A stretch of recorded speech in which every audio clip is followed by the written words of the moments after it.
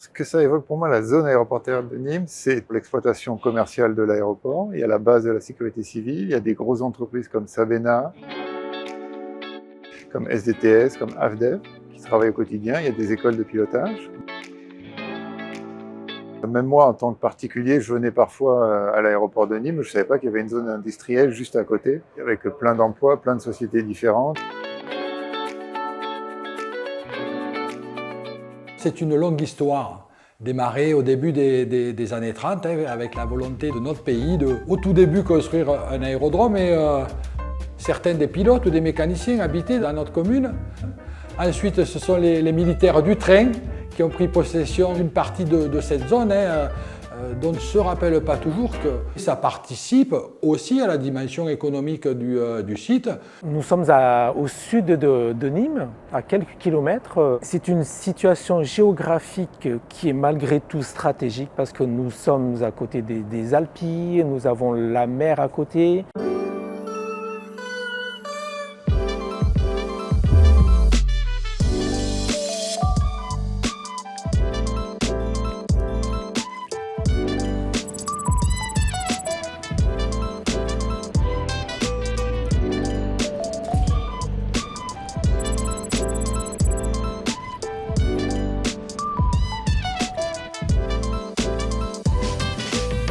Bonjour, je suis Delphine Raiduma, je suis chef du groupement des moyens aériens de la sécurité civile. Je suis le directeur de l'aéroport de Nîmes pour la société EDI. Responsable conformité sécurité au sein d'AFDEF. Je suis directrice de l'enseignement supérieur sur le campus d'Alzon ici. Je suis directeur de l'Institut interdisciplinaire risques et société de l'Université de Nîmes.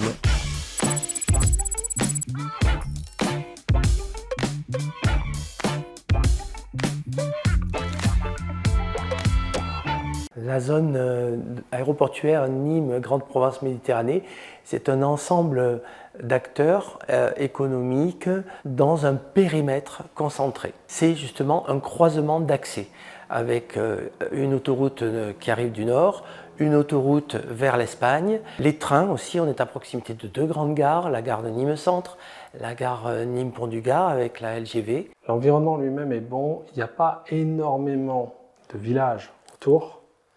Et donc pour nous, c'est un vrai avantage. J'arrive de Montpellier, c'est clair. À Montpellier, en fait, c'était la galère avec les riverains. Et ça l'est toujours d'ailleurs. Il est moins vendeur peut-être qu'un aéroport comme Montpellier ou tout ça, mais il y a moyen de faire beaucoup plus de choses ici, en termes d'exploitation. C'est vrai que l'aéroport de Nîmes a quand même cette particularité que localement, il n'y a pas de nuisance forte. J'ai un terrain qui a une liberté, qui peut avoir une certaine liberté qu'on ne retrouve pas ailleurs, où parfois certains terrains sont très contraints pour des activités de voltige ou des activités d'école, parce que l'activité d'école, ça va être des tours de piste. Donc les tours de piste, ça peut très vite devenir un irritant pour les riverains. Je pense que c'est un atout pour pouvoir se développer. Vous avez effectivement des opérateurs tels que Sabena, l'aéroport lui-même, la base de sécurité civile, et ces pointillés aujourd'hui donnent une cohérence à un chemin qui pourrait être entrepris. C'est un potentiel de développement économique parce qu'à l'heure où le foncier se fait rare partout, la plateforme aéroportuaire est un véritable outil potentiel de développement. Après la prise de propriété de Nîmes Métropole à l'État, on a un potentiel à peu près de 12 hangars bord de piste. À un moment où des flottes aéronautiques vont être à changer et où en Europe, on cherche des endroits pour pouvoir faire du montage aéronautique et pour pouvoir monter des avions. Pour nous, c'est une pépite sur notre territoire.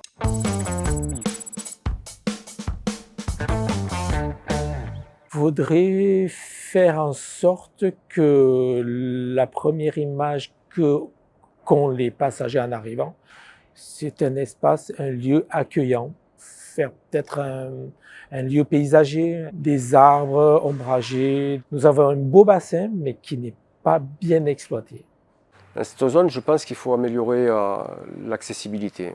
Peut-être créer une voie un peu plus large pour que les gens puissent s'y rendre assez facilement. Pourquoi pas une piste cyclable, une piste piétonne, pour que les gens puissent y aller sans danger. Avec les industries qui se sont installées, l'aéroport qui se développe, on manque de stationnement et le stationnement n'a pas été suffisamment pensé, à mes yeux. Parce qu'il se trouve qu'aujourd'hui, certains voyageurs qui partent à Londres ou en Belgique viennent stationner dans le village. C'est pas qu'il manque des places de parking, c'est que le parking est beaucoup trop cher. Un des inconvénients, c'est qu'on est quand même à l'étroit dans nos locaux. On est 2 centres de formation avec le lycée d'Alzon à intervenir sur les mêmes locaux, à partager les mêmes équipements pour travailler sur ce pôle aéronautique. Il faut mettre en œuvre une politique encore plus agressive que celle que nous avons aujourd'hui pour attirer sur le territoire beaucoup plus d'activités économiques privées et qui soient tournées bien évidemment dans le domaine de l'aéronautique, de la sécurité civile, et le foncier que nous avons acheté à l'État va nous permettre d'obtenir ces résultats. Nous portons l'ambition de créer un véritable cluster autour de la gestion du risque, c'est-à-dire avoir la partie innovation-recherche, la partie formation et la partie industrie-filière économique autour de la gestion de risque. Alors bien sûr, il y a la lutte contre les incendies, mais nous avons un savoir-faire également, malheureusement j'allais dire, dans notre région, sur la lutte contre les inondations.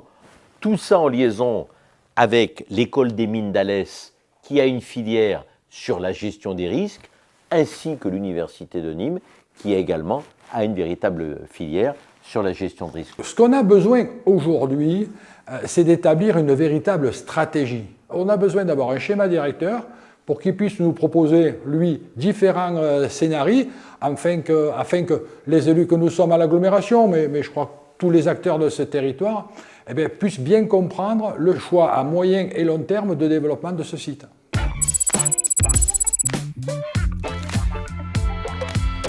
Sur la plateforme, il n'y a pas d'entreprise, par exemple, de développement qui pourrait aider à développer des capacités de lutte contre les incendies, de secours à la personne, mettre un point sur la carte en disant voilà, si je veux des solutions en termes de défense ou en termes de sécurité civile, moi c'est à Nîmes qu'il faut que je me porte, quoi. Il faut qu'il y ait un aspect environnemental fort.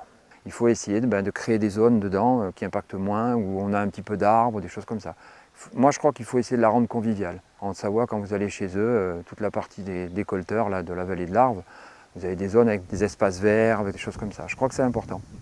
Il faut arriver à faire passer le message aux gens que les gens viennent là pour travailler, pas pour polluer. Il y a de gros enjeux qui arrivent pour les aéroports en matière de décarbonation. Là, on est sur du kérosène classique, mais bientôt, on aura de l'électrique, de l'électricité, de l'hydrogène, du biocarburant. Et si aujourd'hui, ça reste un petit peu complexe, je pense qu'à travailler tous ensemble, que ce soit les acteurs de la zone aéroportuaire, mais aussi tout ce qui gravite autour d'un territoire et qui peut avoir besoin de se sourcer en énergie. En fait, nous, on réfléchit nos aéroports comme des hubs énergétiques. Si l'aéroport n'a pas pensé à élargir le champ des possibles, il perdra en attractivité. C'est vraiment un microcosme, je dirais, où tout le monde a besoin de grandir ensemble. Si vous éliminez la sécurité civile, en fait, il n'y aura plus assez d'activité peut-être sur l'aéroport et pour les entreprises autour. Et pareil, si vous éliminez tout ce qui est aviation civile, il n'y aura plus assez pour que l'aéroport vive en tant que tel. Donc je pense que c'est vraiment un système où tout le monde doit se développer ensemble.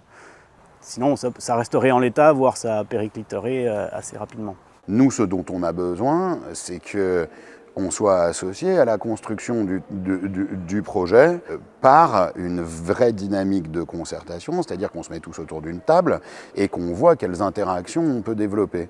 Que par exemple, dans l'implantation des entreprises, on s'assure que c'est des entreprises qui ont une ambition, par exemple, de faire de la recherche ou qui ont une ambition d'accueillir des apprentis pour qu'elles portent une partie du développement économique du territoire au travers de la recherche. Pour y voir clair et pour pouvoir s'inscrire dans un projet durable, il faut avoir des étapes un peu comme ça de court, moyen et long terme. Aujourd'hui, on pourrait tous avoir nos perspectives dans ces jalons-là, mais si on avance chacun en ordre dispersé, on n'aura ni une cohérence et on va peut-être passer à côté de mutualisation, d'enjeux communs. Et ce serait vraiment dommage. On est tous autour de cette piste d'atterrissage. Il faut peut-être qu'on monte à bord tous ensemble et qu'on fasse un vrai trajet ensemble.